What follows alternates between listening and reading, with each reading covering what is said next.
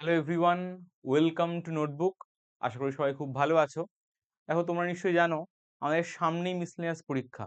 সেই জন্য আমাদের প্রস্তুতিকে আর এক ধাপ এগিয়ে নিয়ে যেতে নতুন সিরিজ স্টার্ট করা হচ্ছে। এটাই কি করা হবে, মূলত প্রিভিয়াস ইয়ারে যে কোশ্চেনগুলো হয়েছে প্রত্যেকটা ইয়ার ধরে ধরে আমরা কোশ্চেন আলোচনা করব।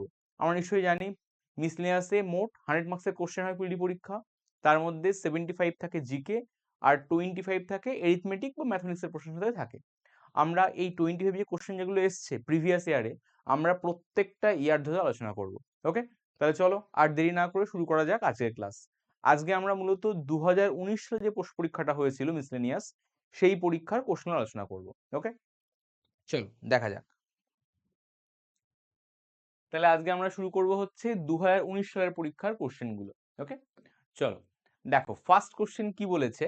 বলেছে দুটি সংখ্যার লসাগু 60 এবং তাদের অনুপাত বলে দেওয়া আছে 3:4। ওই দুটি সংখ্যার যোগফল নির্ণয় করতে হবে। তাহলে আমাদের সংখ্যাগুলোর লসাগু বলে দেওয়া আছে, সংখ্যাগুলোর অনুপাত বলে দেওয়া আছে, আমাদের বার করতে হবে কি তাদের যোগফল। চল দেখা যাক কিভাবে করা যায়। দেখো, দুটো সংখ্যার অনুপাত বলেছে 3:4। আমি একটা সংখ্যা যদি 3x ভাবি আর একটা সংখ্যা নিশ্চয়ই 4x।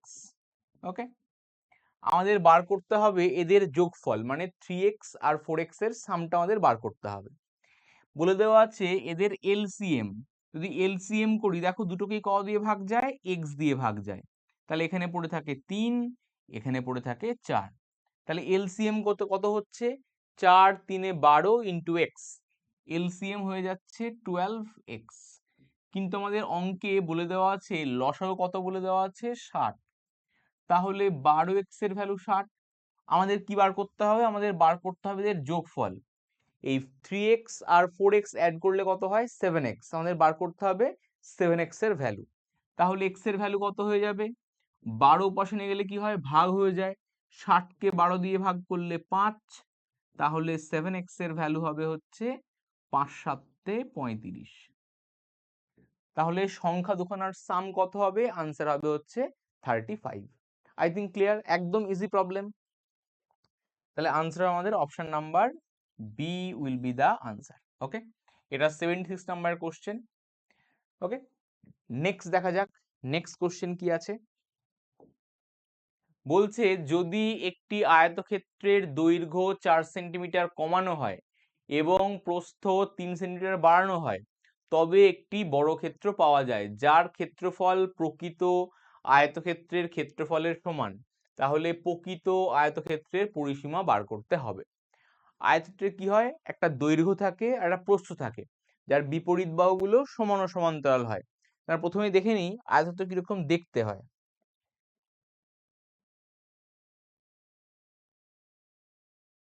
আয়তক্ষেত্র দেখতে হয় হচ্ছে এরকম। ওকে, এটাকে বলা হয় দৈর্ঘ্য, এটাকে বলা হয় প্রস্থ। আমি ধরলাম আয়তক্ষেত্রের দৈর্ঘ্যটা হচ্ছে এক্স আর প্রস্থটা হচ্ছে ওয়াই। আমাদের কোশ্চেনে বলেছে যদি দৈর্ঘ্যটা 4 সেন্টিমিটার কমানো হয়, মানে যদি এক্স থেকে আমরা 4 বাদ দিই, আর বলেছে প্রস্থ 3 সেন্টিমিটার বাড়ানো হয়, মানে ওয়াই কে আমি 3 বাড়িয়ে দিই, তাহলে কি হয় একটা বর্গক্ষেত্র তৈরি হয়। আর বর্গক্ষেত্রের কি হয়, 4টে বাহুর দৈর্ঘ্যই সমান। তাহলে এই বর্গক্ষেত্রে কি হবে, যদি দৈর্ঘ্যটা 4 কমানো হয় আর প্রস্থটা 3 বাড়ানো হয়, তাহলে বর্গক্ষেত্র তৈরি হচ্ছে, মানে এগুলোর দৈর্ঘ্য ইকুয়াল হচ্ছে।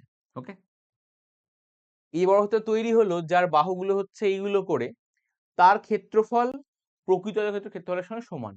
তাহলে যদি একটা বাহু এখন হয়ে যায় x-4 আর একটা বাহু হয়ে যায় y+3, তাদের যে ক্ষেত্রফল মানে বাহুগুলোর গুণফল প্রকৃত আয়তক্ষেত্রের ক্ষেত্রফল, এর ক্ষেত্রফল কত হয়, দৈর্ঘ্য ইন্টু প্রস্থ। এটা এক্স ওয়াই এর সঙ্গে সমান অঙ্কে বলে দেওয়া আছে।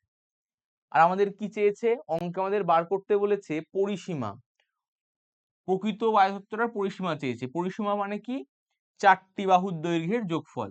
তাহলে 2 ইন্টু দৈর্ঘ্য প্লাস প্রস্থ বার করতে হবে। এটা এক্স হলে এটাও এক্স, এটা ওয়াই হলে এটাও ওয়াই। তাহলে 4টে বাহুর যোগফল কত, 2 ইন্টু এক্স প্লাস ওয়াই, এটা আমাদের বার করতে হবে। ওকে, তাহলে আমাদের কি প্রয়োজন অঙ্কে, এক্স ওয়াই এর ভ্যালু প্রয়োজন।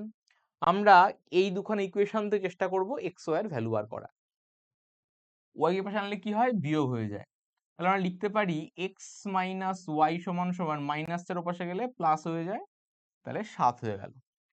এখানে আমি যদি গুণটা করে দিই, এক্স কে ওয়াই দিয়ে গুণ করলে x y plus 3x minus 4y minus 4 3 12 সমান সমান এক্স ওয়াই। এই এক্স ওয়াই কেটে দিলাম বোথ সাইড থেকে, তাহলে এখান থেকে আমরা লিখতে পারি 3x minus 4y equals to minus 2 এর পাশে গেলে প্লাস হয়ে যায়। আমরা এখান থেকে একটা ইকুয়েশন পেলাম, আর এই একটা ইকুয়েশন আচ্ছা আমাদের আছে। আমরা করব কি, এখান থেকে এক্স ওয়াই এর ভ্যালু বার করতে গেলে কোন একটা জিনিসকে বাদ দিতে হবে, আইদার এক্স বা ওয়াই কে। আমি এখানে 3x দেখতে পাচ্ছি, এখানে শুধু এক্স দেখতে পাচ্ছি, তাহলে আমরা ইকুয়েশনটা কি করছি, বোথ সাইডে 3 দিয়ে গুণ করে দিই। 3 দিয়ে গুণ করলে কত হবে, 3x minus 3y equals to 3 7 21। আর এখানে আমরা পেয়েছি 3x minus 4y equals to 12। এবার আমরা ফার্স্ট ইকুয়েশন থেকে সেকেন্ড ইকুয়েশন বাদ দিচ্ছি, মাইনাস করে দিলাম, এটা মাইনাস আছে বলে প্লাস করলাম, এটা আবার মাইনাস করে দেবো। তাহলে দেখো 3x থেকে 3x বাদ দিলে তো বাদ হয়ে গেল। আর দেখো প্লাস 4y মাইনাস 3y করলে কত হয়, শুধু y পড়ে থাকে একটা। আর 21 থেকে 12 বাদ দিলে পড়ে থাকে 9।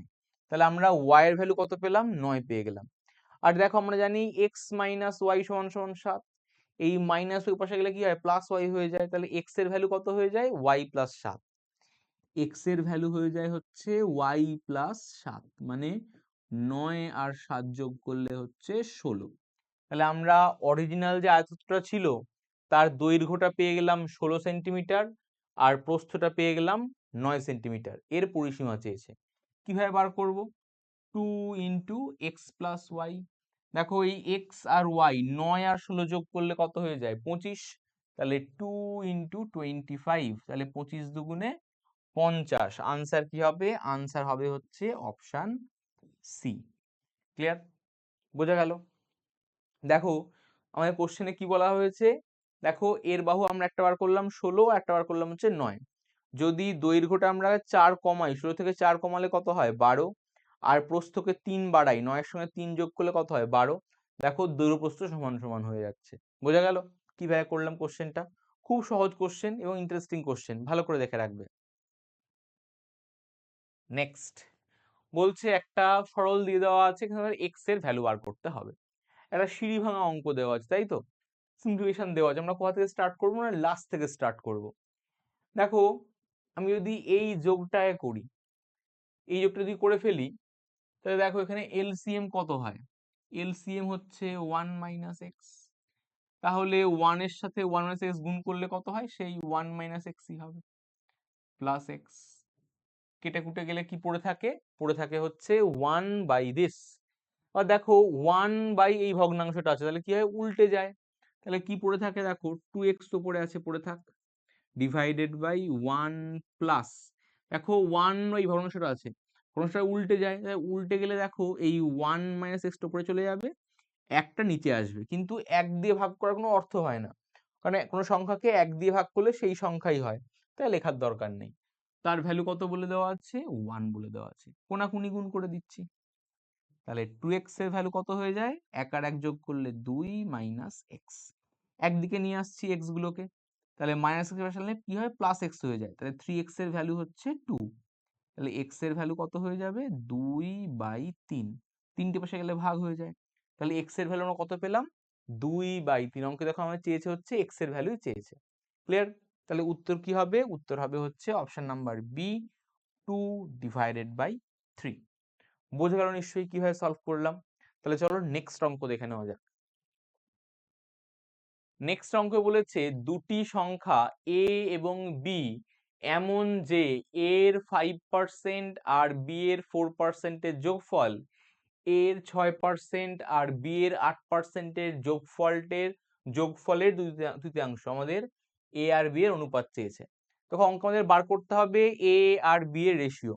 অঙ্কটা দেখো a এর পার্সেন্ট b এর পার্সেন্টের সঙ্গে আবার একটা রিলেশন বলেছে, সব জায়গাতেই পার্সেন্ট, তাহলে পার্সেন্ট আমাদের এখানে উল্লেখ না করলেও কোনো সমস্যা হবে না, ডিভাইডেড বাই 100 করলে সব ক্ষেত্রেই মানে আলটিমেট সবই ডিভাইড বাই 100 থাকে, ইকুয়েশনের কোনো পরিবর্তন হবে না। আমরা মানে আমরা পার্সেন্ট নিয়ে ভাববো না, আমরা সিম্পল ভাবে ভাববো, তাহলেই সুবিধা হবে। দেখো বলেছে এর 5% মানে এ গুণ 5%, তাহলে আমরা কি লিখছি 5% না লিখে শুধুমাত্র লিখে দিচ্ছি হচ্ছে 5a। ওকে, তুমি যদি পার্সেন্ট করো বাই 100 হবে, দুদিকেই বাই 100 থাকবে, কোনো ইকুয়েশনে কোনো এফেক্ট পড়বে না, ওই জন্য আমরা পার্সেন্ট লিখছি না। আর বি এর কি বলেছে 4%, 4b, এদের যোগফলটা আমাদের কি বলেছে, এদের যোগফলটা সমান, যোগফলটা বলেছে এর 6% আর বি এর 8%। আমাদের বলেছে এই যোগফলটা, এই যোগফলের কতটা, 2/3। ক্লিয়ার? এই যোগফলটা এই যোগফলে 2/3 বলে দেওয়া আছে, আমরা সিম্পল কোনাকুনি গুণ করে দিই।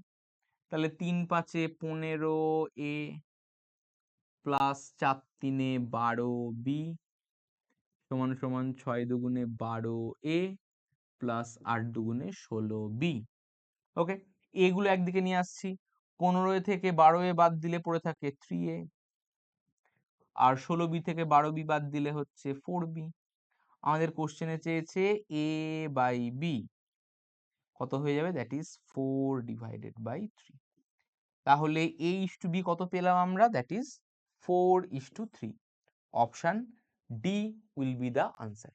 বোঝা গেল কিভাবে করতে হয়, দেখে নাও, একদম সহজ কোশ্চেন। প্রপারলি দেখতে পাচ্ছ তো? হ্যাঁ দেখা যাচ্ছে। ওকে চল নেক্সট কোশ্চেন দেখে নিই আমরা। বলছে একটি শহরের লোক সংখ্যা প্রতি বছর 5% করে বৃদ্ধি পায়। 2001 সালে শহরের লোক সংখ্যা বলে দিয়েছে 1,10,250। তাহলে চেয়েছে 1999 সালের লোক সংখ্যাটা আমাদের বার করতে হবে। দেখো প্রত্যেক বছর জনসংখ্যা % করে বৃদ্ধি পাচ্ছে 5%। আমরা কি জানি 5% মানে হচ্ছে কত হয়, 5% মানে হয় হচ্ছে 1/20। ওকে, 5% করে বৃদ্ধি পাচ্ছে মানে 20 ভাগে 1 ভাগ করে বৃদ্ধি পাচ্ছে। তাহলে যদি বাড়াতে হয় আমরা কত দিয়ে গুণ করি সব সময়, 21/20 দিয়ে। দেখো ধরো বললো 2001 সালে লোক সংখ্যা এটা বলে দেওয়া আছে, 2002 এর লোক সংখ্যা বার করতে হবে, 3 এর লোক সংখ্যা বার করতে হবে। আমরা প্রত্যেকবার এই মাল্টিপ্লাইং ফ্যাক্টর 21/20 দিয়ে গুণ করতে গেলেই হয়ে যাবে। আর যদি পিছিয়ে আসতে হয় আমাদের 2001 সাল থেকে আমাদের 1999 পিছাতে হয়, তাহলে আমরা এই ভগ্নাংশটাকে উল্টে দেব, উল্টো দিয়ে গুণ করতে গিয়ে আসবো। তাহলে দেখো বলেছে 2001 সালে লোক সংখ্যা বলেছে 1,10,250, এটা হচ্ছে 2001 সালে। তোমার যদি 2000 সালে লোক সংখ্যা বার করতে হয় উল্টে দিয়ে গুণ করতে হবে, মানে যদি পিছিয়ে আসতে হয় আমাদের কত দিয়ে গুণ করব, 20/21 দিয়ে গুণ করব। এবার 2000 থেকে সাল থেকে যদি 1999 ফিরতে হয় আবার আমরা সেম নাম্বার দিয়ে গুণ করব উল্টে, মানে হচ্ছে 20/21 দিয়ে গুণ করব, সিম্পল আনসার পেয়ে যাব। এবার দেখো আমরা দেখব এই 21 গুণ করলে কত হয়, 441, 21 স্কয়ার 441 হয়, সেইটা দিয়ে নাম্বারটা ভাগ যায় কিনা দেখে নিই একবার।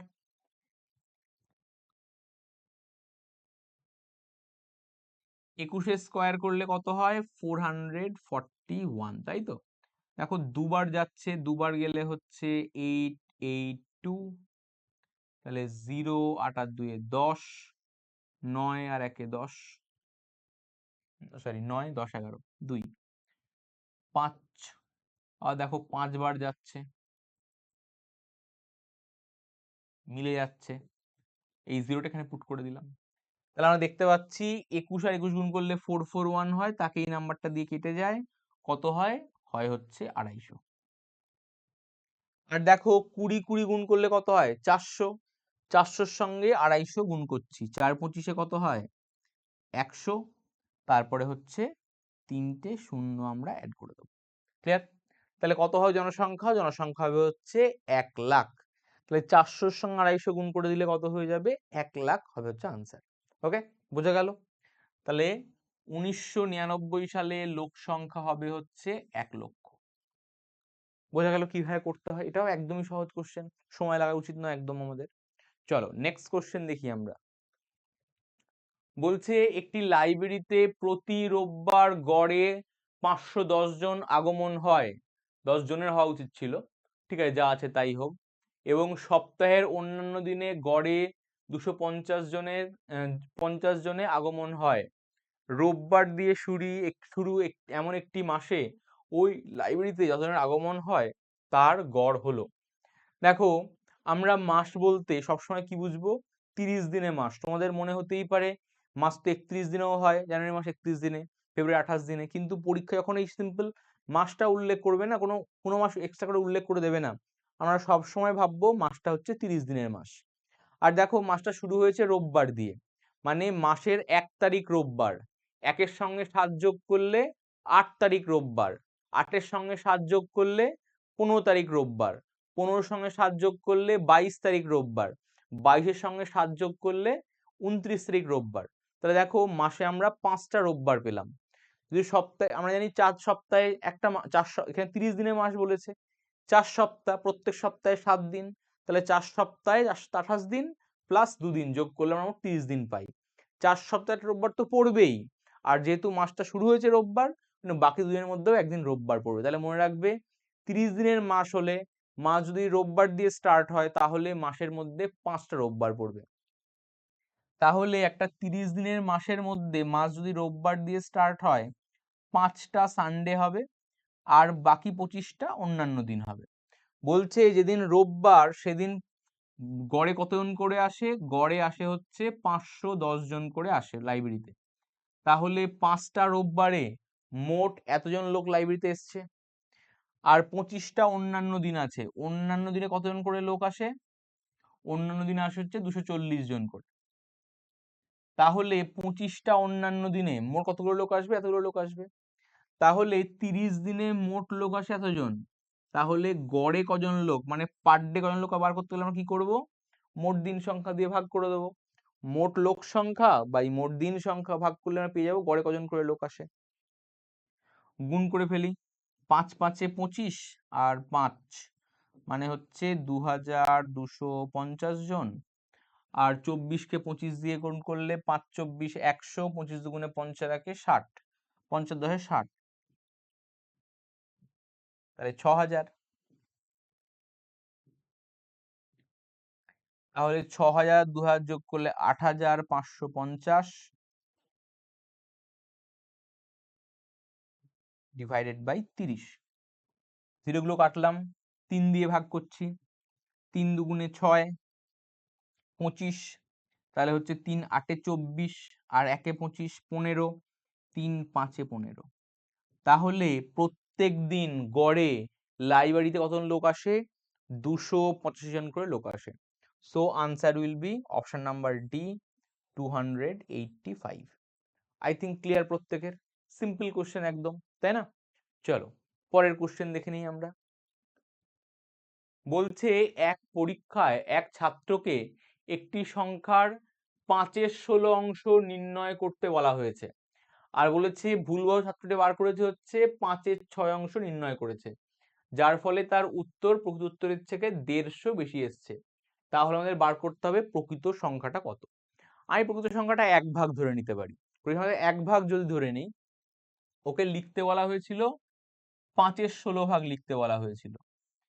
সে লিখেছে ক ভাগ? সে লিখেছে হচ্ছে 5-এর 6 ভাগ লিখেছে। তাহলে কত বেশি লিখেছে বার করতে কি করে বার করবো? বিয়োগ করে বার করে দেবো। বিয়োগ করলে কত হয়? 48। 6 8-এ 48, তাহলে 5 8-এ 40 হচ্ছে এখানে, আর 6 3-এ 48 মানে 15 হচ্ছে। তাহলে 40 থেকে 15 বাদ দিলে হচ্ছে 25। তাহলে এত অংশ ভুল লিখেছে। দেখো বলে দেওয়া আছে এত অংশ সে বেশি লিখেছে, কিন্তু অঙ্কে দেখো বলে দেওয়া আছে 150 সে লিখেছে। তাহলে এত অংশর ভ্যালু কত? 150। আমাদের বার করতে হবে সম্পূর্ণ নাম্বারটা, মানে আমাদের এক অংশ বার করতে হবে। কি করে বার করব? 150 ইন্টু, এটা পাশে ভাগ হয়ে যাবে, তাহলে ভাগ করা মানে কি? উল্টে যাবে ভগ্নাংশটা। 48/25, 25 6-এ 150, তাহলে 6 8-এ 48-এর 8, হায় থাকছে 4, 6 4-এ 24 আর 4-এ 28। তাহলে মোট সংখ্যাটা কত হবে? That is 288। ক্লিয়ার? তাহলে আনসার হবে আমাদের অপশন নাম্বার এ 288। বোঝা গেল নিশ্চয়ই? চলো নেক্সট কোশ্চেন দেখে নিই আমরা। নেক্সট কোশ্চেন কি আছে, বলছে নতুন বাজেটে কেরোসিন তেলের দাম 25% বৃদ্ধি পায়, শতকরা কত ভাগ কেরোসিন তেলের ব্যবহার কমালে ওই বাবদ খরচের কোনো বৃদ্ধি হয় না? তাহলে আমরা কি দেখছি, যদি মোট খরচ সেম রাখতে হয়, দাম বেড়ে গেলে আমাদের কি করতে হয়, ব্যবহার কমাতে হয়। একটা বাড়লে আর একটা কমাতে হবে। এটা কি রিভার্স রিলেশন দিয়ে করি আমরা। কিভাবে করব, মনে রাখবো formula, R divided by 100 plus minus R into 100%। যেখানে আর বলতে কি বোঝায়, রেট অফ পার্সেন্ট, মানে শতকরা হার। এখানে দেখো বলে দেওয়া আছে 25%, সেটা হচ্ছে শতকরা হার বলে দেওয়া আছে। আর এখানে প্লাস মাইনাস দেওয়া আছে। আমরা অঙ্কের ফার্স্ট লাইনটা খুব ভালো করে খেয়াল করব। যদি ফার্স্ট লাইনে বৃদ্ধি বা মোর ইনক্রিজ বলে আমরা যোগ করি, আর যদি লেস বা ডিক্রিজ বলে আমরা মাইনাস করি। দেখো এখানে কি বলেছে, ফার্স্ট লাইনে বৃদ্ধি বলেছে, তাহলে আমরা এখানে মাইনাস করব না, প্লাস করব। এখানে আমরা অ্যাড করব। আটটা কত বলেছে, দেখো আটটা বলে দেওয়া আছে 25, তাই তো? তাহলে 25/100 প্লাস 25 করলে 125 ইন্টু 100%। 25 5-এ 125, আর 5 20-তে 100। তাহলে ব্যবহার যদি আমি 20% কমিয়ে দিই, তাহলে আমার আগের খরচের সঙ্গে এখনকার খরচ এক্স্যাক্টলি সেম থাকবে। বোঝা গেল কিভাবে করলাম? সিম্পল কোশ্চেন একদম। চলো পরেরটা দেখে নিই। বলছে একজন ব্যাটসম্যান 98 রান করে, যার মধ্যে 4টি বাউন্ডারি আর 6টি ছক্কা। ওই ব্যাটসম্যান উইকেট দুইয়ের মধ্যে দৌড়ে মোট রানের কত শতাংশ রান করে? মানে বলেছে বাউন্ডারি ছক্কা বাদ দিয়ে, বাউন্ডারি মানে হচ্ছে 4 রান, আর ছক্কা মানে তো 6 জানোই, ওইগুলো বাদ দিয়ে এগুলো সিঙ্গেল নিয়েছে। সেই সিঙ্গেল রানটা মোট রানের কত শতাংশ আমাদের বার করতে হবে। ক্লিয়ার? দেখো মোট রান হচ্ছে তার 98, তার মধ্যে ও কি করেছে, 4টে 4 মেরেছে, বাউন্ডারি মেরেছে, আর 6টা 6 মেরেছে। তাহলে আমার যদি বার করতে হয় ও কতগুলো সিঙ্গেল রান করেছে, যদি বার করতে হয় কি করব, এই 4 আর 6 এর রানগুলো যোগ করে মোটটা থেকে আমরা বাদ দিয়ে দেবো। 4টে 4 মেরেছে মানে 16 রান করেছে, আর 6টা 6 মেরেছে 36 রান করেছে। 16 আর 36 যোগ করলে কত হয়, 52। তাহলে 98 থেকে আমি যদি 52 বাদ দিয়ে দিই, কত হয়, 52 বাদ দিলে হচ্ছে 40। তাহলে ও 46 সিঙ্গেল রান নিয়েছে। আমাদের বলেছে তাহলে ও কত পার্সেন্ট রান সিঙ্গেল নিয়েছে, 46খানা সিঙ্গেল রান নিয়েছে মোট কত রানের মধ্যে, 98 এর মধ্যে। তাহলে পার্সেন্ট বার করতে হলে আমরা কি করব, we should multiply it by 100। 2 দিয়ে কাটছে, 23 দুগুণে 46, আর 49 দুগুণে হচ্ছে 98। তাহলে আমরা দেখতেই পাচ্ছি অঙ্কের উত্তর পূর্ণ সংখ্যায় আসবে না। চেনা অপশন এ, অপশন বি আগেই ক্যান্সেল। আমাদের মিশ্র ভগ্নাংশ উত্তর আসবে, মানে এই দুখানের মধ্যে আনসার আসবে। এই নাম্বার পর্যন্ত সেম আছে। আমি তাহলে এই 7 বা 6 দেখেই বুঝতে পেরে যাব উত্তর তাহলে আমাদের কি আসবে। 2300কে আমরা ভাগ করব 49 দিয়ে, ভাগ করছি 49 দিয়ে। দেখো আমরা দেখতে পাচ্ছি অপশনে প্রথমে কি 4 তো আসবেই, আমরা তাহলে 4 দিয়ে যায়, প্রথমবার 4 দিয়ে যাবে। তাহলে 4 9 36, 6 হায় থাকছে 3, 4 4 16, 17 18 19, তাহলে হচ্ছে 34। তারপরে 6 বার যাচ্ছে, 6 9 54, 4, 6 6 হায় থাকছে 5, তাহলে হচ্ছে 6 6 4 24, আর 5 29। 4 আর 6 10, 10 ধরেছি যেহেতু, 10 আর 4 14। দেখো আর যাবে না, তাহলে উত্তর কি হবে, 46 পূর্ণ 46/49%। তাহলে উত্তর আমাদের কি হবে, উত্তর আমাদের হবে হচ্ছে অপশন নাম্বার ডি, 46 পূর্ণ 46/49%। বোঝা গেল? সহজ অঙ্ক, নিশ্চয়ই সবাই বুঝতে পেরেছো, তাই না? চলো পরের কোশ্চেন দেখি। ক্লিয়ার দেখা যাচ্ছে তো সব? দেখা যাচ্ছে। চলো নেক্সট কোশ্চেন দেখে নিই। নেক্সট কোশ্চেন কি বলেছে, 100 মিটার দীর্ঘ একটি ট্রেন তার বিপরীত অভিমুখে পদবজ্রে গতিশীল এক ব্যক্তি অতিক্রম করে 6 সেকেন্ডে, ট্রেনটির গতিবেগ কত? দেখো প্রথমে বুঝে নিই আমরা। ধরো এই একটা ট্রেন আছে, আর এই একটা লোক দাঁড়িয়ে আছে। ট্রেনটা যখন লোকটায় ক্রস করে, যে ক্রস করা স্টার্ট হলো, এইখানে গিয়ে ক্রস করা কমপ্লিট হয়ে যায়, মানে ট্রেনটা একটা লোককে ক্রস করা মানে কি, তার নিজের ডিস্টেন্সটাই সে কভার করে, তাই তো? এবার দেখো একটা জিনিস ভেবে দেখবো, যদি দুখানা ট্রেন হোক বা দুজন ব্যক্তি বা দুখানা অবজেক্ট বিপরীত দিক অভিমুখে আসে, যখন পরস্পরে ক্রস করে তখন আপেক্ষিক বেগ কি হয়ে যায়, যোগ হয়ে যায়। আর একই দিকে গেলে কি হয়, আপেক্ষিক বেগ বিয়োগ হয়ে যায়।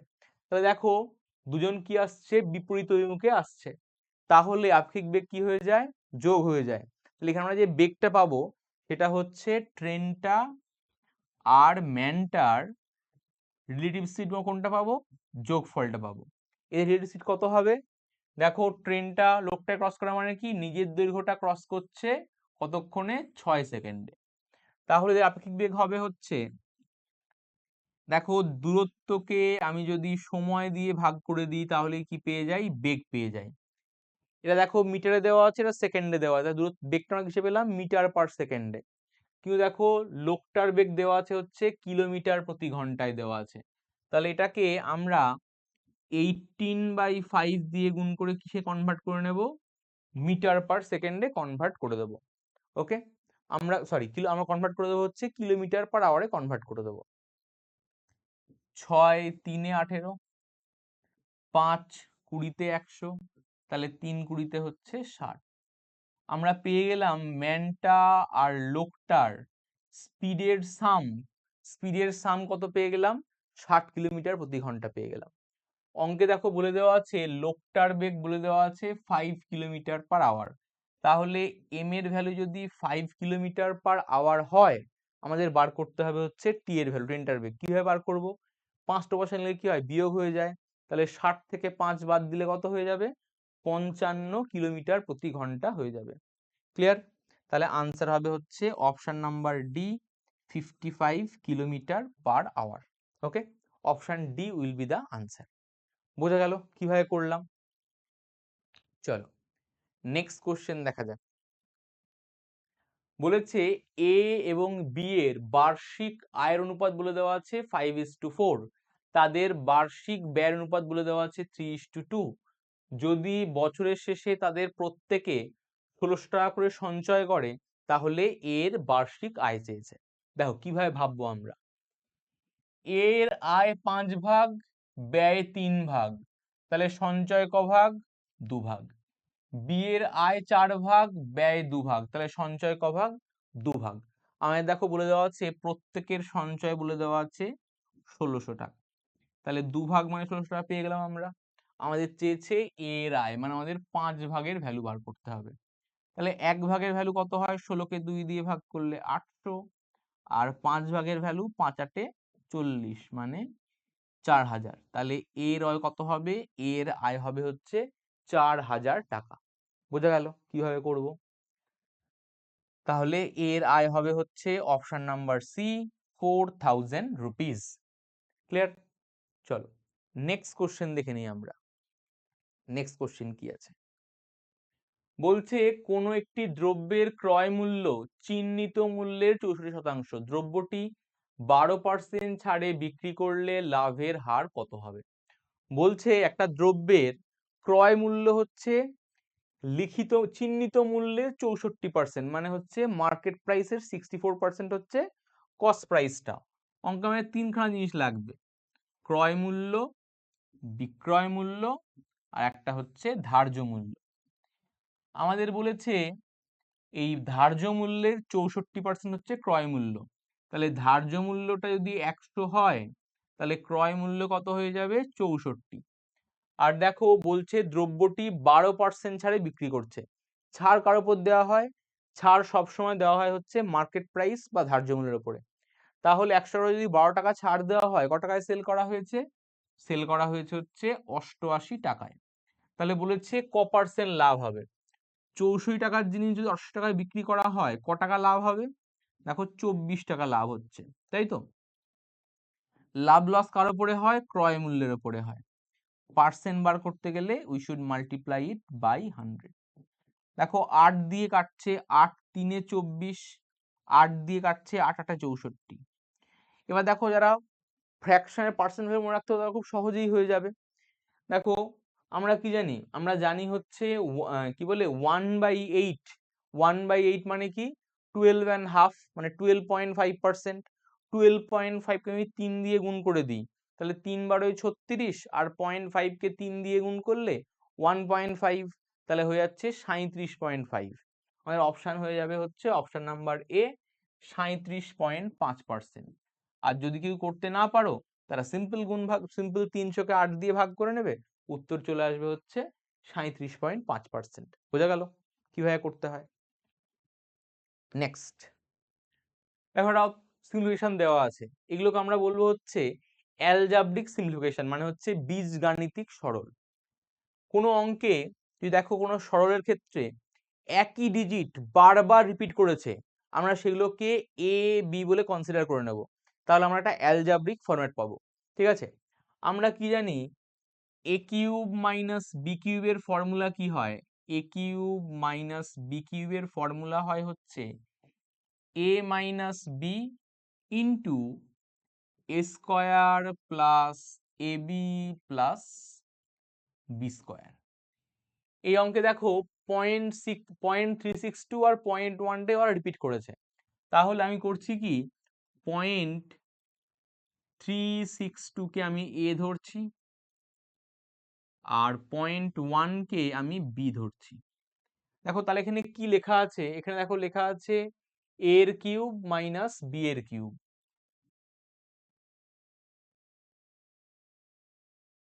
ডিভাইডেড বাই, তাই কি লেখা আছে? এ স্কোয়ার প্লাস এটা, এটা কি লেখা আছে দেখো, আমি যদি এই এ আর বি গুণ করে দিই তাহলেই গুণ করলে এইটা পাই, তাহলে এখানে লেখা আছে এ বি। তারপরে দেখো লেখা আছে হচ্ছে 0.1 মানে বি এর স্কোয়ার করা আছে। তাহলে এ কিউব মাইনাস বি এর ফর্মুলা ভেঙে দিচ্ছি। এ কিউব মাইনাস বি এর ফর্মুলা কি হয়? এস এ মাইনাস বি ব্র্যাকেটে A square plus A B plus B square. এখন নিচেও সেম জিনিস লেখা আছে, A square plus A B plus B square. উপর নিচে সেম টার্ম কেটে যায়, পড়ে থাকছে এ মাইনাস বি। এবার সিম্পল ভ্যালু পুট করে দাও। এ এর ভ্যালু কত? এ এর ভ্যালু হচ্ছে 0.362, সেখান থেকে বাদ দেবো হচ্ছে 0.1, যদি বাদ দিয়ে দিই কত হয়ে যায়? 0.262। ক্লিয়ার? তাহলে আনসার কি হবে? আনসার হবে হচ্ছে 0.262। ওকে, বোঝা গেল কিভাবে করলাম? সহজ জিনিস একদম, তাই না? চলো পরের কোশ্চেন দেখি আমরা। বলছে এ এবং বি একত্রে একটি কাজ 30 দিনে করতে পারে। এ 16 দিন কাজ করার পর বি বাকি কাজ একা 44 দিনে শেষ করে। পুরো কাজটি বি একা কত দিনে করতে পারে? আমি ধরে নিচ্ছি এ পার ডে কাজ করে হচ্ছে এ ইউনিট, আর বি পার ডে কাজ করে হচ্ছে বি ইউনিট। আমি ধরলাম এ প্রত্যেক দিন কাজ করে, এ কাজ করে, বি প্রত্যেক দিন বি করে কাজ করে, তাহলে এ আর বি একত্রে একদিনে কাজ করে এইটা। ওকে, দেখো বলছে এ আর বি একত্রে কাজ করে 30 দিনে, তাহলে মোট কাজ বলতে আমরা কোনটা বুঝবো? 30 ইন্টু এ প্লাস বি বুঝবো। আবার এই মোট কাজটাই যদি 16 দিন এ করে, এ পার ডে করে এ করে 16 দিনে করবে 16 এ, বি পার ডে করে বি করে 44 দিনে কতটা করবে? 44 বি। তাহলে এরাও মোট কাজ শেষ করছে। এই দুটো কি হবে? দুটোই মোট কাজ, যদি ইকুয়াল করে দিতে পারি, এখান থেকে আমরা এ আর বি এর রেশিও পেয়ে যাব। বা দেখো সিম্পল গুণ করে দিচ্ছি, 30 এ প্লাস 30 বি, আর ওখানে 16 এ 44 বি, এগুলো একদিকে নিয়ে আসছি। 30 এ থেকে যদি 16 এ বাদ দিয়ে দিই কত পড়ে থাকে? 14। 14 এ আর 44 বি থেকে 30 বি বাদ দিলেও 14 বি। তাহলে দেখো আমরা পেয়ে গেলাম এ বাই বি সমান পেয়ে গেলাম হচ্ছে 1/1, 14 কেটে গেল, এ ইস টু বি পেয়ে গেলাম 1:1। মোট কাজকে আমি এটাও ধরতে পারি, ওটাও ধরতে পারি। আমি ধরলাম মোট কাজ হচ্ছে এইটাকে ধরছি, এটাকে আমি মোট কাজ ধরছি।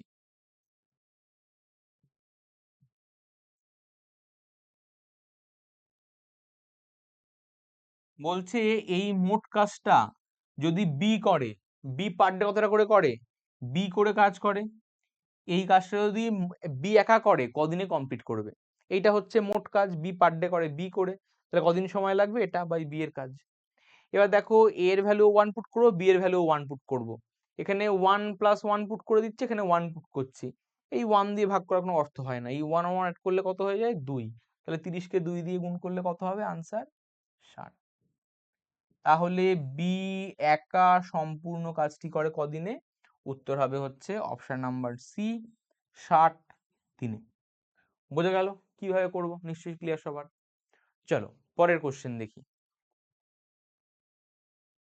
বলছে কোনো পরিমাণ টাকা চক্রবৃদ্ধি সুদে রাখলে 5 বছরে দ্বিগুণ হয়, ওই একই পরিমাণ টাকা ওই একই চক্রবৃদ্ধি সুদে 8 গুণ হবে, কত বছরে আমায় বার করতে হবে। কি বলছে, চক্রবৃদ্ধি সুদে 5 বছরে দ্বিগুণ হয়ে যাচ্ছে, তাই তো। তাহলে দেখো টাকাটা যদি 1 টাকা থাকে, 5 বছর পরে কি হয়ে যাবে, 5 বছর পরে সেটা হয়ে যাবে হচ্ছে 2 টাকা, দ্বিগুণ হয়ে গেল। আমি যদি আরো 5 বছর নিয়ে যাই তাহলে কি হবে, আবার দ্বিগুণ হয়ে যাবে। তাহলে 2 এর দ্বিগুণ করলে কত হবে, 4 টাকা হয়ে যাবে। আমি যদি আরো 5 বছর নিয়ে যাই তাহলে কি হবে, 4 এর দ্বিগুণ করলে কত হয়ে যাবে, 8 টাকা হয়ে যাবে।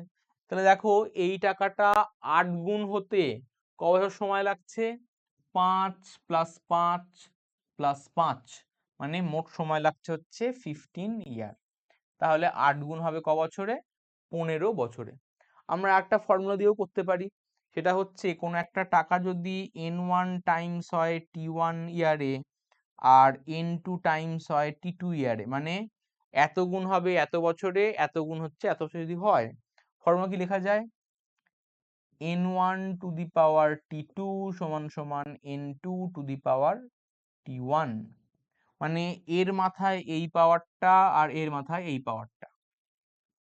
আমাদের দেখো কোশ্চেন বলেছে দ্বিগুণ হয় 5 বছরে, চেয়েছে 8 গুণ হয় কত বছরে, তাই তো। তাহলে n1 আর n2 এর জায়গায় 2 আর 8 বসিয়ে দেবো, এখানে 2, এখানে 8। দেখো এই t2 আমাদের বার করতে হবে, আর দেখো t1 টা অঙ্কে বলে দেওয়া আছে 5। 8 মানে আমরা কি জানি, 2 এর কিউব। তাহলে পাওয়ার গুলো গুণ করে যায়, 2 এর পাওয়ারে 15। দেখো 2 এর পাওয়ার t2 মানে 2 এর পাওয়ারে 15, t2 ভ্যালু কত, 15। তাহলে 15 বছরে ওটা হচ্ছে 8 গুণ হয়ে যাবে। ওকে, আমরা এরকম ভাবেও করতে পারি, এরকম ভাবেও করতে পারি, চয়েস ইজ ইয়ার্স কিভাবে করবে। ঠিক আছে, চলো নেক্সট দেখা যাক। বলছে স্থির জলে কোনো নৌকার গতিবেগ ঘন্টায় 10 কিলোমিটার, একই সময়ে যদি নৌকাটি স্রোতের অভিমুখে 26 কিলোমিটার যায় এবং বিপরীতে 14 কিলোমিটার যায়, তবে স্রোতের বেগ আমাদের বার করতে হবে। অঙ্কে বলে দেওয়া আছে স্থির জলে নৌকার বেগটা বলে দেওয়া আছে। নৌকাটা যখন অনুকূলে মানে স্রোতের অভিমুখে যায় তখন কি হয়, নৌকার বেগ আর স্রোতের বেগ যোগ হয়, আর প্রতিকূলে গেলে কি হয়, নৌকার বেগ থেকে স্রোতের বেগটা বিয়োগ হয়। দেখো যদি 26 কিলোমিটার স্রোতের অনুকূলে যায়, অনুকূলে গেলে কি হয়, নৌকার বেগ আর স্রোতের বেগ যোগ হয়। তাহলে অনুকূলে বেগ কত, that is B plus S. B মানে হচ্ছে বোট স্পিড, এস মানে হচ্ছে স্ট্রিম স্পিড। তাহলে 26 মিনিটে কত সময় লাগবে, 26 বাই অনুকূলে বেগ, দূরত্বকে বেগ দিয়ে ভাগ করলে আমরা পেয়ে যাই সময়।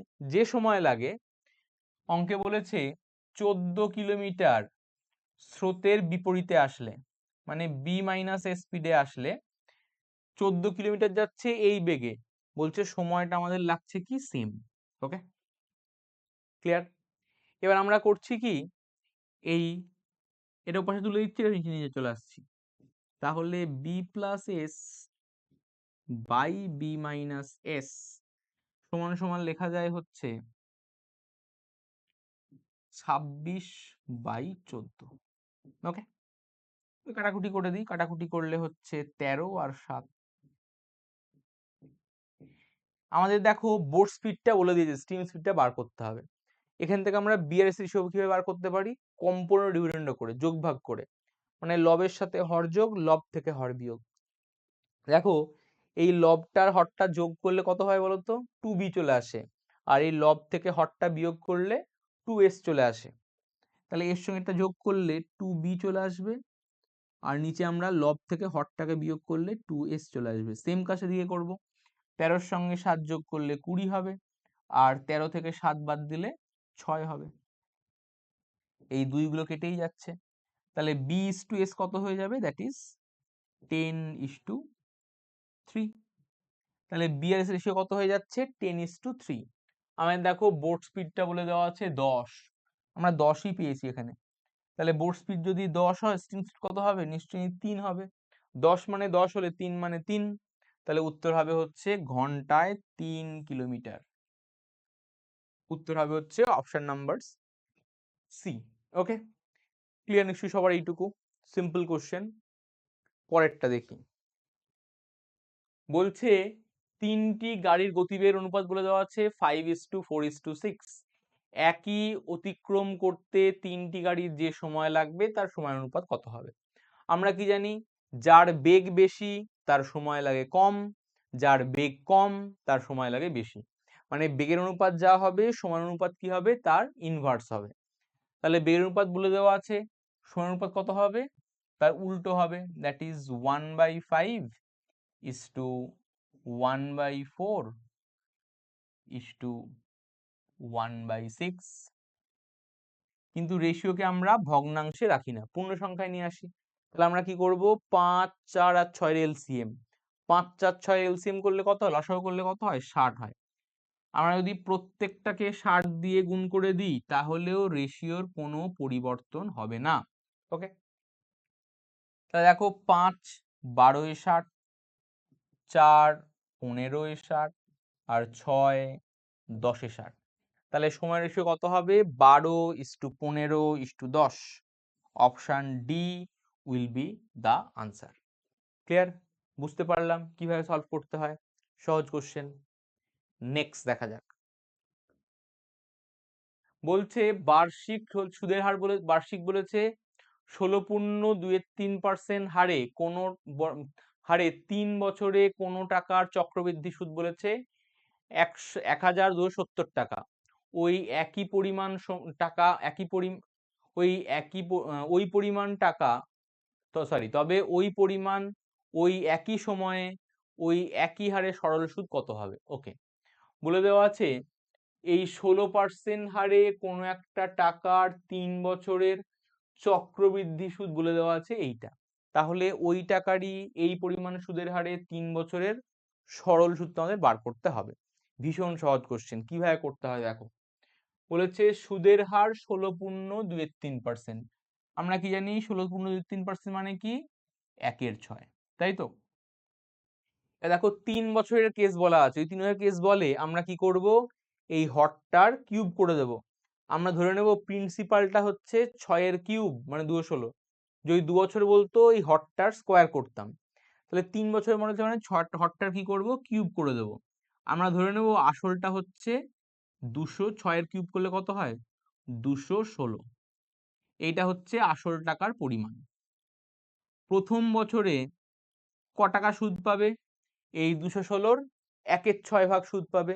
216-র 1/6 ভাগ করলে কত হয়, 36 টাকা সুদ পাবে। সেকেন্ড ইয়ারে ক টাকা সুদ পাবে, এই 36টা তো পাবেই, প্লাস আগের বছরের সুদের 1/6 ভাগ, মানে 36 1/6 ভাগ করলে কত হয়, 6 টাকা সুদ পাবে। থার্ড ইয়ারে ক টাকা সুদ পাবে, এই 36 আর 6 তো পাবেই, আর আগের বছর যে সুদগুলো পেয়েছিল এদের 6%, এদের 1/6 পাবে। 36-এর 1/6 করলে 6, আর 6-এর 1/6 করলে 1। তাহলে দেখো মোট, এটা যদি প্রিন্সিপাল হয় আর সুদের হার যদি এইটা হয়, মোট সুদ পাচ্ছে হচ্ছে এইটা। তাহলে আমরা দেখতে পাচ্ছি এইটাকে আমরা বলি হচ্ছে চক্রবৃদ্ধি সুদ। আর সরল সুদ কোনটা হয় বলতো, সরল সুদ হয় হচ্ছে এইটা, শুধুমাত্র এইটা হচ্ছে সরল সুদ। তাহলে আমরা দেখতে পাচ্ছি চক্রবৃদ্ধি সুদ মানে সম্পূর্ণটা, এটা সম্পূর্ণ কত হচ্ছে, 3 6 18 19 যোগ করলে হচ্ছে হ্যাঁ যোগ করলে হবে 127। দেখো এগুলো সবগুলো যোগ করে ফেলো, 19 তো, তাহলে 318 আর 18 মানে 58 27 7, হায় থাকছে 2, 3 3 9 10 11 12। হ্যাঁ, মোট চক্রবৃদ্ধি সূত্র কত হচ্ছে 127, কিন্তু আমাদের বলে দেওয়া চক্রবৃদ্ধি সূত্র বলে দেওয়া আছে হচ্ছে 1270। তাহলে এইটা মানে কত হবে 1270 টাকা। তাহলে এক মানে কত হবে নিশ্চয়ই 10 টাকা। আর আমাদের বলেছে সরল সুদ মানে এইটা, তাহলে 318 হায় থাকছে 1, 3 3 9 আর 1 10, আমাদের বার করতে হবে 108 এর ভ্যালু বার করতে হবে। তাহলে কত আসবে 1080। ঠিক করলাম তো যোগটা, 318 হায় থাকছে 1, 3 3 9 আর 1 10। হ্যাঁ ঠিক আছে, আনসার হবে হচ্ছে অপশন নাম্বার এ 1080 টাকা। বোঝা গেল কিভাবে করতে হয়। চলো নেক্সট কোশ্চেন দেখে নিই আমরা। বলেছে এত এর চেয়ে এত কত বেশি। ক্লিয়ার? তার আমাদের এইটা আমাদের এর থেকে কত বেশি বার করতে হবে, মানে এইটার থেকে আমাদের এইটা বিয়োগ করতে হবে। দেখো 6/7/8, তাহলে এই ভগ্নাংশ নিচেরটা কি উপরে উঠে যাবে, পড়ে গেলে যদি গুণ হয়ে যায় 6 8 48/7। এটা বলেছে এর থেকে কত বড়, তাহলে এটা মানে কি 7টা নিচে নেমে আসবে, তাহলে 6/7 8 56।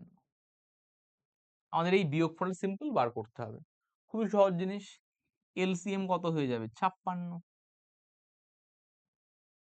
8 দিয়ে গুণ করলে 8 8 64, 4 হায় থাকছে 6, 8 8 4 32, 32 আর 6 38। ওকে, -6 বিয়োগ করলে হচ্ছে 6 আর 8 14, তাহলে হচ্ছে 7, 378/56। ভাগটা করে নিই, যদিও কাটতো তো সমস্যা নেই। দেখি 7 বার যায় না 6 বার যায়, 6 বারই যাবে। 6 6 36 6, হায় থাকছে 3, 5 6 30 আর 3 33। তাহলে 6 আর 2 8 আর 4 মানে 42, 6 পূর্ণ 42/56। যদি 7 দিয়ে কাটছে, 6 7 42, 8 56, আবার 2 দিয়ে কাটবে 3/4। তাহলে উত্তর কি হবে 6 পূর্ণ 3/4। Option B will be the answer. দেখো একটা সিম্পল বিয়োগ দিয়েছে, আর কিচ্ছু নেই কোশ্চেনটার মধ্যে, একটা সিম্পল বিয়োগ। বলছে দুটি সংখ্যা তৃতীয় সংখ্যাতে যথাক্রমে 40% আর 55% কম, চেয়েছে দ্বিতীয় সংখ্যাটি প্রথম সংখ্যার চেয়ে কত শতাংশ কম সময়ে বার করতে হবে। তিনখানা নাম্বার আছে, ফার্স্ট, সেকেন্ড আর থার্ড। বলেছে থার্ড নাম্বারের থেকে ফার্স্টটা 40% কম, সেকেন্ড নাম্বারটা হচ্ছে 55% কম। তাহলে থার্ড নাম্বারটাকে আমি যদি 100 ধরি, এর থেকে 40% কম মানে কি 60, আর এর থেকে 55% কম মানে কি 45। তাহলে চেয়েছে সেকেন্ড নাম্বারটা প্রথম নাম্বারের থেকে কত কম। কত কম 15 কম, কার সাপেক্ষে প্রথম নাম্বারের সাপেক্ষে, পার্সেন্ট বার করতে গেলে 100 দিয়ে গুণ।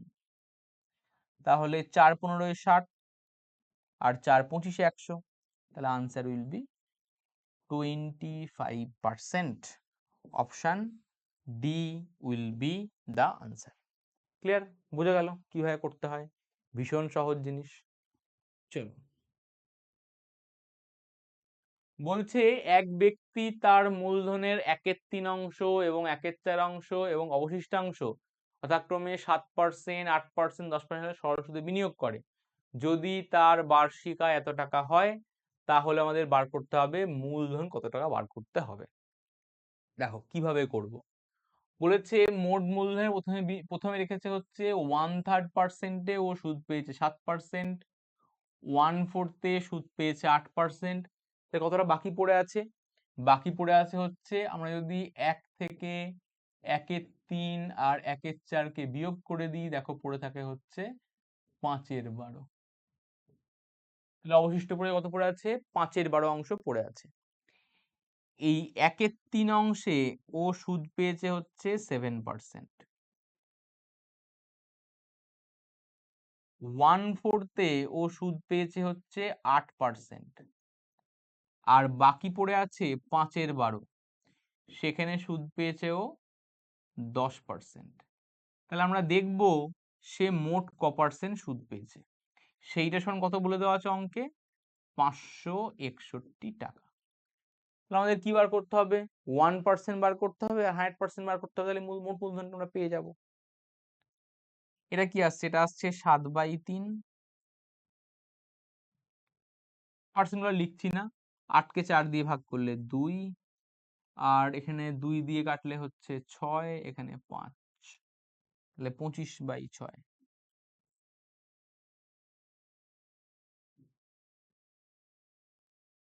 যোগটা একবারে করে নিই। এলসিএম হয়ে যাচ্ছে 6, মানে 7 দুগুণে 14, 6 দুগুণে 12 প্লাস 25, 4 আর 2 6, 4 আর 2 6, আর 5 যোগ করলে 6 আর 5 যোগ করলে 11, 1 হায় থাকছে 1, 2 3 4 5, তার মানে হচ্ছে 51/6। এত পার্সেন্ট মানে হচ্ছে 561। তাহলে 1% কত হবে? 561 ইন্টু 6/51। এটা দিয়ে কাটলে কত হয়? 11। তাহলে 1-এর ভ্যালু কত? 66। আমাদের বার করতে হবে মোট মূলধন, মানে 100% বার করতে হবে। তাহলে উত্তর কি হবে? 6,600 টাকা। উত্তর হবে 6,600 রুপিস মোট মূলধন। বোঝা গেল কিভাবে করতে হয়? সহজ জিনিস, তাই না? চলো পরেরটা দেখে নিই আমরা। বলেছে একটি দ্রব্য 1060 টাকায় বিক্রি করলে যে লাভ হয়, ওই দ্রব্যটি 950 টাকায় বিক্রি করলে যে ক্ষতি হয় তার থেকে 20% বেশি। ওকে, 20% বেশি।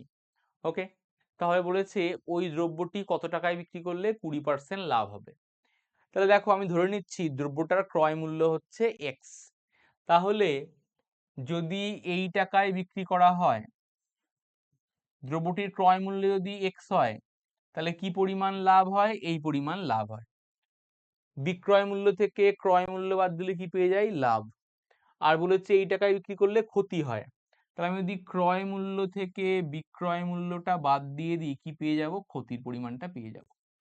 বলছে এই টাকায় বিক্রি করে যে লাভটা হচ্ছে, সেই লাভটা হচ্ছে এইটার যে ক্ষতি হচ্ছে তার থেকে 20% বেশি, মানে এই নাম্বারটা হচ্ছে, এইটা হচ্ছে 20% বেশি। তাহলে নিশ্চয়ই এই নাম্বারটা যদি 20% বাড়িয়ে দিই, 20% মানে কি বলতো? 1/5। 20% বাড়ানো মানে কি? 5-এ 1 বাড়ে, তাহলে কত হয়? 6। তাহলে এটার 6/5 করলেই আমরা পেয়ে যাব হচ্ছে এটা। এই ক্ষতিটার 6-এর 5 ভাগ মানে হচ্ছে এটা হয়ে যাবে। ওকে, কোনাকুনি গুণ করে দিই। 0, 5 6 30 আর 5 মাইনাস 5x সমান সমান 6x মাইনাস 0, 5 দিয়ে 0 হায় থাকছে 3, 6 9 54 আর 3 57। এক্স গুলো একদিকে নিয়ে আসছি, 6x আর 5x যোগ করলে হচ্ছে 11x, আর এই দুটো অ্যাড করলে হচ্ছে 5 5 6 10 আর 11,000। তাহলে এক্স এর ভ্যালু আমি পেয়ে গেলাম হচ্ছে 1000। তখন আমি পেয়ে গেলাম দ্রব্যটির ক্রয় মূল্য আমরা কত ধরেছিলাম? এক্স ধরেছিলাম। দ্রব্যটির ক্রয় মূল্য কত পেলাম? 1000 টাকা। ও যদি 20% লাভে বিক্রি করা হয়, দামটা যদি 20% বাড়িয়ে দেওয়া হয়, 20% মানে কি? 1/5, মানে 5 টাকায় 1 টাকা বেড়ে যাওয়া, মানে ক টাকা হচ্ছে? 6-এর 5 ভাগ হয়ে যাচ্ছে। এর 6-এর 5 ভাগ বার করে ফেলো, দেখো উত্তর হয়ে যাবে 1200 টাকা।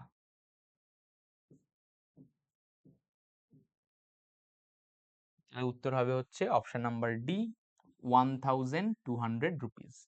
আই থিঙ্ক ক্লিয়ার সবার নিশ্চয়ই এইটুকু। একদমই সহজ কোশ্চেন আছে। ওকে, চলো নেক্সট কোশ্চেন দেখে নেওয়া যাক।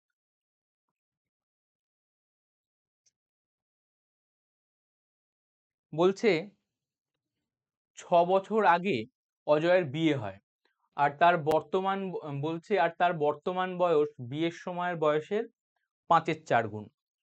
দেখো, বিয়ের সময় বয়স আর এখন বয়স কি বলছে, 5-এর 4 গুণ।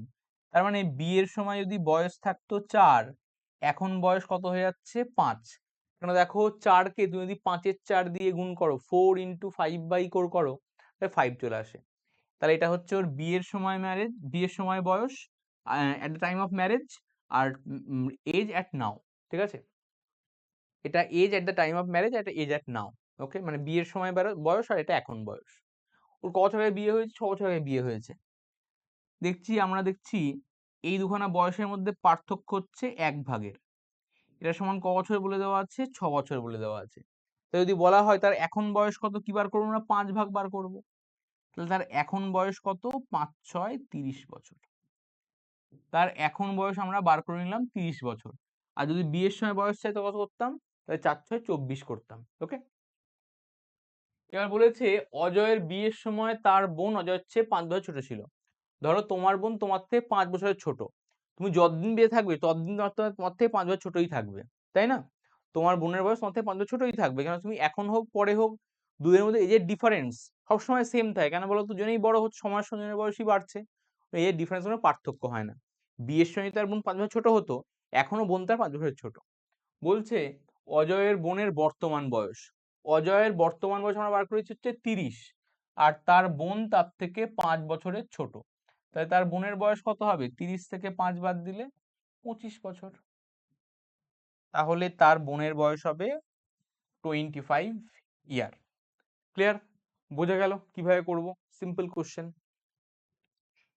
নেক্সট বলছে দুটি স্টেশন এ ও বি এর মধ্যে দূরত্ব হচ্ছে 330 কিলোমিটার, 30 কিমি। বলছে একটি ট্রেন 60 কিলোমিটার বেগে এ স্টেশন থেকে বি এর দিকে সকাল 8টায় যাত্রা শুরু করে, অপরটি 75 কিলোমিটার বেগে বি স্টেশন থেকে এ স্টেশনের দিকে 9টায় যাত্রা শুরু করে। ট্রেন দুটি কখন মিলিত হয়েছে না বার করতে হবে। এটাও ভীষণ সহজ কোশ্চেন, মন দিয়ে দেখবে।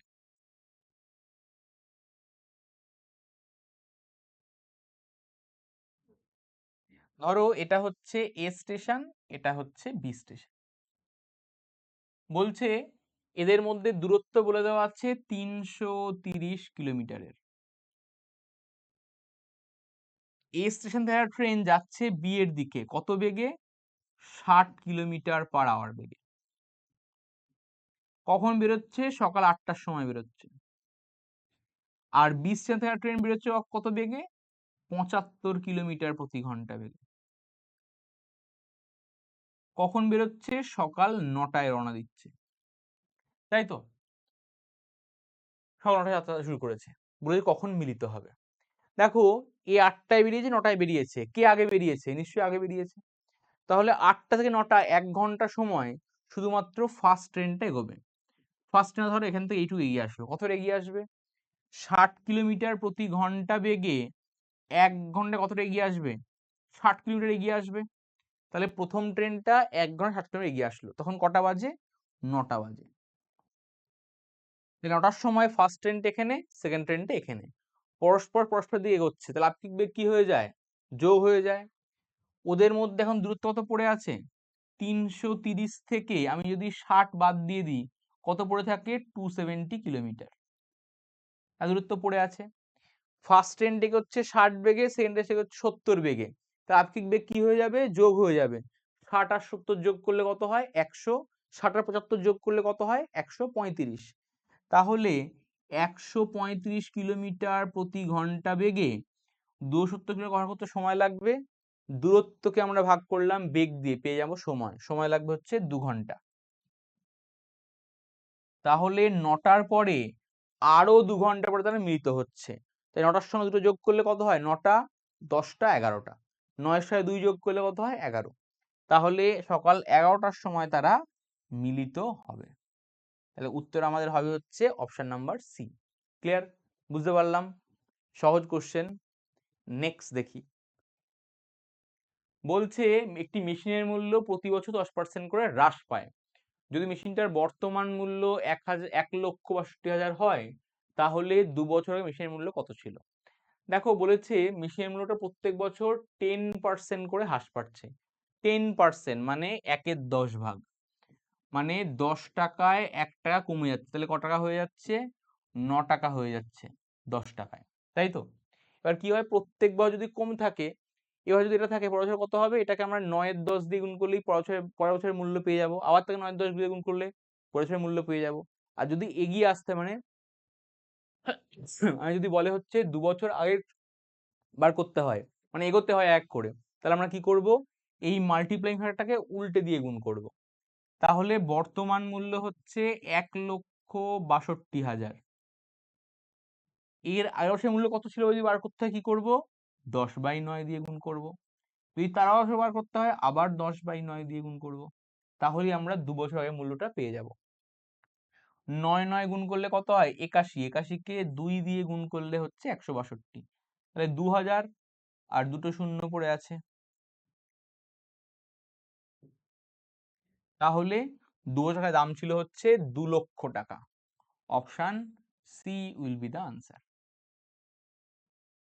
বোঝা গেল কিভাবে করতে হয়? আশা করি ক্লিয়ার। নেক্সট। ওকে, আমাদের যে কটা কোশ্চেন ছিল উই আর ডান। তাহলে দেখো 2019 সালে যে পরীক্ষাটা হয়েছিল মিসলেনিয়াস, তার প্রিলিমসের সবকটা কোশ্চেন আলোচনা করে দিলাম। কোশ্চেনগুলো ভীষণই সহজ, পিএসসির কোশ্চেন শক্ত হয় না, সিম্পল কোশ্চেন হয়, একটু মাথা ঠান্ডা রেখে করতে পারলে তোমাদের কোনো অসুবিধা হবে না। আমরা এই সিরিজের মাধ্যমে প্রিভিয়াস ইয়ারের সমস্ত আলোচনা করে তোমার সাথে আলোচনা করে দেবো। ওকে, তাহলে আজকের ক্লাস এই পর্যন্তই থাক। সবাই খুব ভালো থেকো, তোমার সঙ্গে দেখা হচ্ছে পরবর্তী ক্লাসে। ধন্যবাদ।